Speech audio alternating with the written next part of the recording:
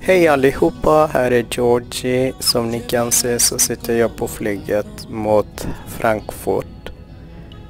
I dagens video kommer jag att lära er ett nytt ord på bulgariska, nämligen ordet isliten som betyder start, alltså det när flygplanet startar.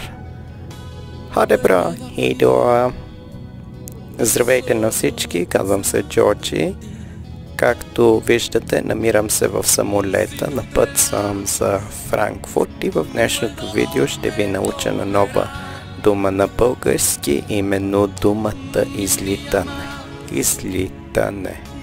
Излитане. Това е когато самолетът излита.